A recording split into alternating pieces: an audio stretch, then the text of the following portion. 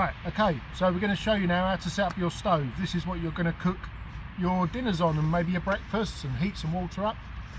So you'll get your stoves in one of these bags.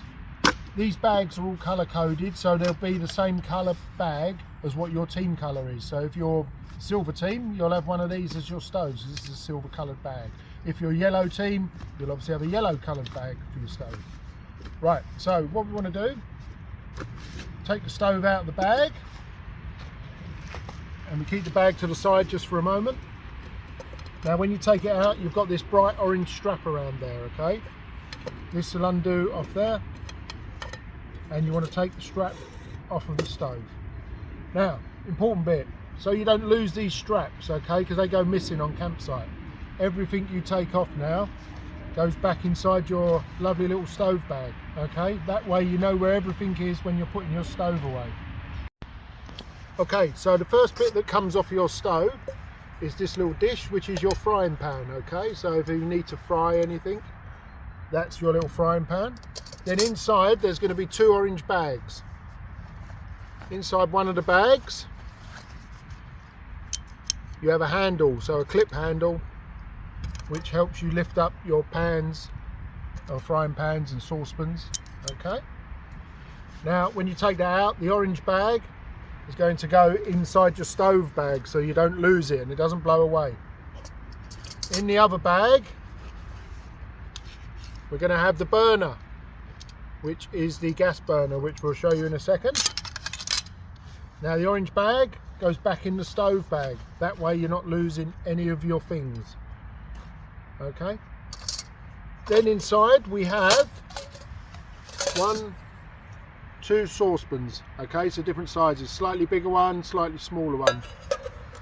They nest inside, okay? Then we have this part here, which is called the windshield, okay? So this bit sits on there, and you'll see on top of there these little lugs here. All right, now I'll explain these a little bit more when we've set the stove up. Then the last bit at the bottom, this is the base, okay? So the base will be that way around. You need to turn it over, okay? So the hole's at the top, all right? Now, here's a key bit to get right. When you're putting your burner in, you've got this little door down the side here. This is where your gas pipe's going to come out, through this little door here. So you have to drop your gas pipe down through the top, okay? And then you've got two clips on the burner which then lock that into there. This pipe then comes out through the little door there, okay? That helps it sit on a nice flat surface.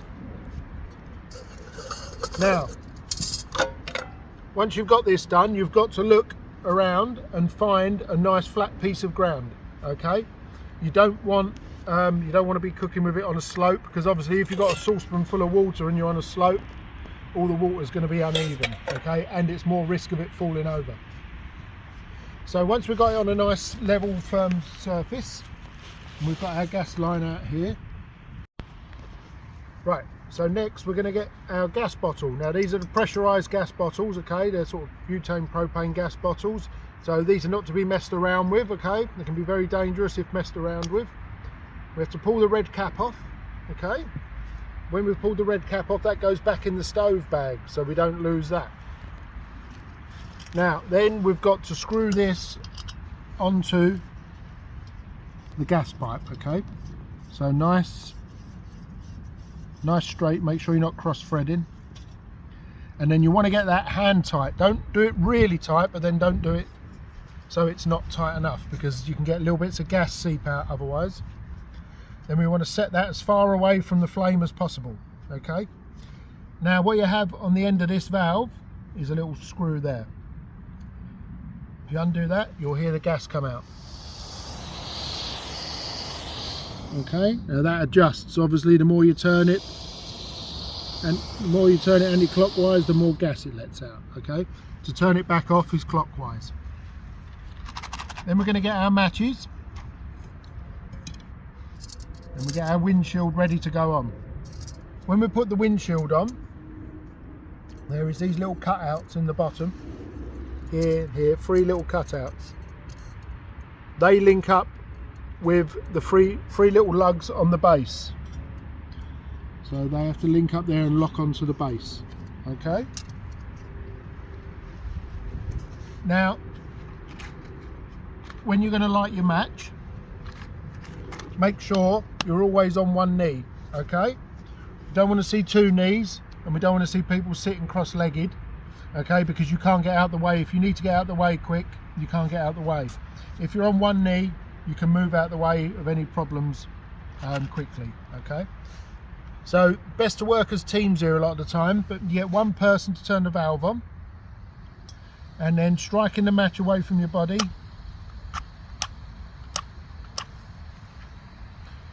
No good match.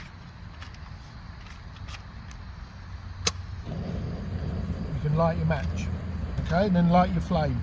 Keep the matches away from it. Then turn it down so it's a bit lower. And then you can put your windshield over the top, using the handle at all times now. So you want to be using the handle all times now, because everything's going to start to get hot.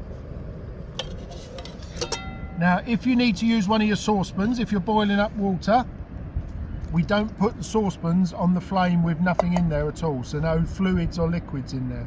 That will burn a hole in the bottom of the saucepan, blow a big hole in it, okay? So as soon as it goes on the flame, it needs to have some water in there, okay? These boil really quick, these stoves. So it doesn't take long to boil up a little piece of water. So using the handle, we can then sit it on top in there. Okay? If you want it to boil quicker, you can use your frying pan as a makeshift saucepan lid. Okay, and that will help boil the water off quicker. Okay, and we can then, when that's ready, we can take the water off. Now just for now, I'm just going to turn the flame off for a minute. And what we're going to do, I'm just going to show you how we'd put the frying pan on if you wanted to fry. So if you were going to fry, you need to get these lugs up on the top of the stove, and you would sit the frying pan on top of the stove that way, so it's further away from the flame. If you're frying, you only need the flame on really low for frying on these stoves. They cook really quick. Okay. Now, some safety issues you're going to have with some of these. Obviously, you're going to be cooking on a campsite, and there's going to be lots of people around. Okay, so you've got to be in a designated cooking area, sorry, where it's nice and safe to cook. So we've got to be well away from the tents. Okay, obviously tents are flame proof to a degree, but we don't want to get stoves near them as well. Okay, so we keep everything away from the tents. We've got to be at least 2 meters away from every tent. Okay, now if you're cooking in your groups, you're going to have 2 of these stoves. Okay, so if you've got 2 stoves on go at the same time, it's a good idea to keep the stoves near each other, not have one group cooking here, the other members of the group cooking over there. Okay, so if we had another stove, we could have another stove cooking here and here. So that way we've got the gas coming off there, and we've got a nice sort of controlled area where both stoves are cooking. It makes it a lot safer to have that area as your cooking area. Okay, obviously everyone's got to be really sensible while they're cooking. You need to have sensible footwear on, you need to have sensible trousers on, and you all need to be on one knee when you're cooking. Okay, if someone walks along and kicks one of the stoves by accident and hot water ends up spilling out, it could splash all over the place. So we've got to be very, very sensible at cooking time. Okay, once you've all cooked, you've obviously got to let everything cool down. These burners get really hot. Okay, so you've got to give time for the things to cool down. And once they've cooled down,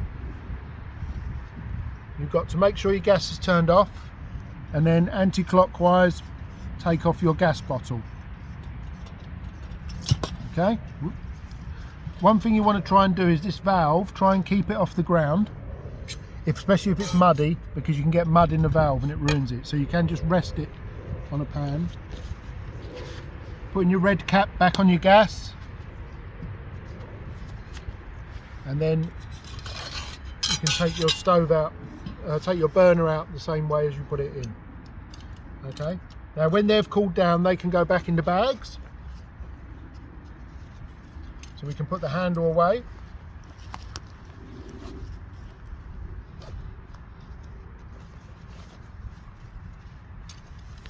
And we can put the burner away.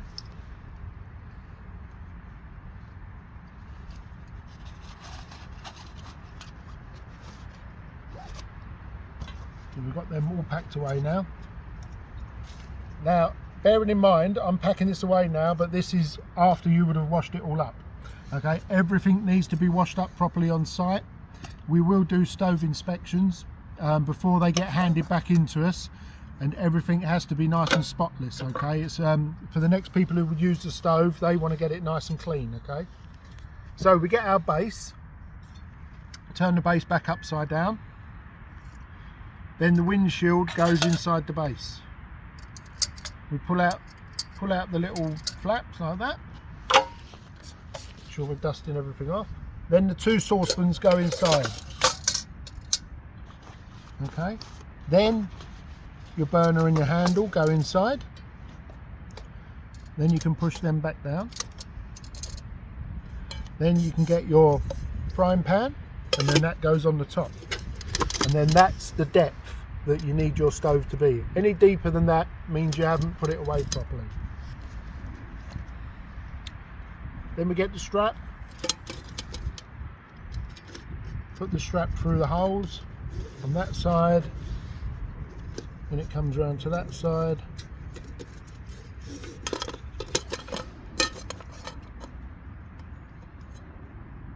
And just push that through and lock it on there. Brush off any old bits you might have picked up.